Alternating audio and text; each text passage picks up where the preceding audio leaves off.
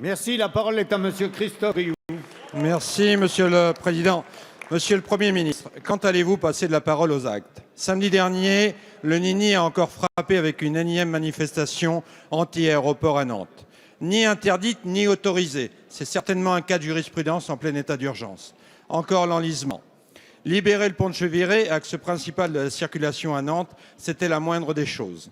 Mais libérer l'emprise de Notre-Dame-des-Landes, occupée depuis des années, ce serait mieux. Les représentants des centaines de riverains de Notre-Dame-des-Landes, régulièrement harcelés, rackettés et intimidés, ont été reçus vendredi dernier par le nouveau président de la région Pays de la Loire, Bruno Retailleau.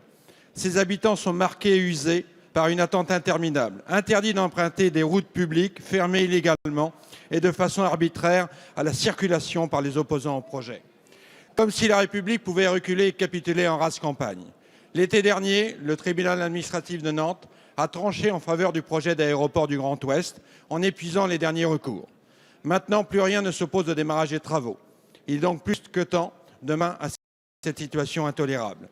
Monsieur le Premier ministre, vous avez une obligation de cohérence et de décision en dernier ressort. Je vous rappelle qu'en décembre 2014, il y a plus d'un an déjà, vous parliez de passer à l'action après le jugement du tribunal administratif.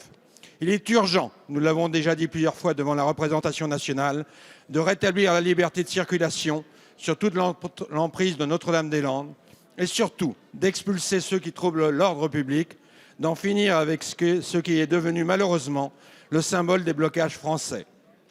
C'est en surface la plus grande zone de non-droit de France. Monsieur le Premier ministre, allez-vous enfin répondre aux Français qui demandent l'application de la loi au nom de l'intérêt général?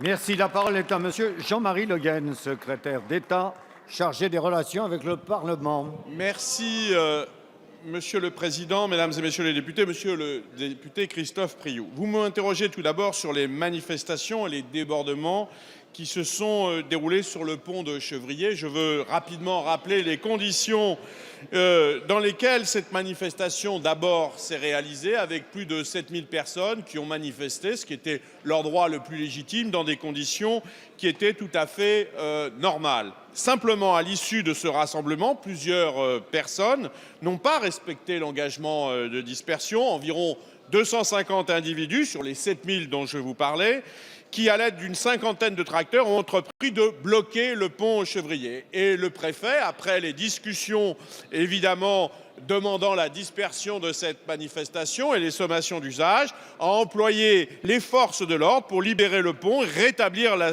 circulation comme cela devait se faire. Cette intervention a été réalisée avec discernement et la juste force nécessaire. Cela a permis qu'il n'y ait aucun blessé parmi les forces de l'ordre.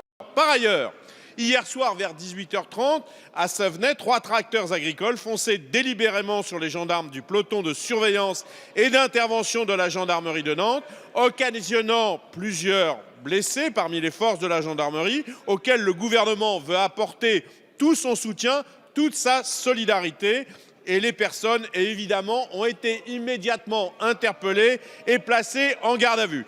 Voilà, monsieur le député, nous sommes donc tout à fait déterminés à faire respecter l'ordre public qui garantit à la fois la liberté de manifestation, mais également, face à des fauteurs de troubles, la nécessité de rétablir l'ordre public lorsque cela est nécessaire.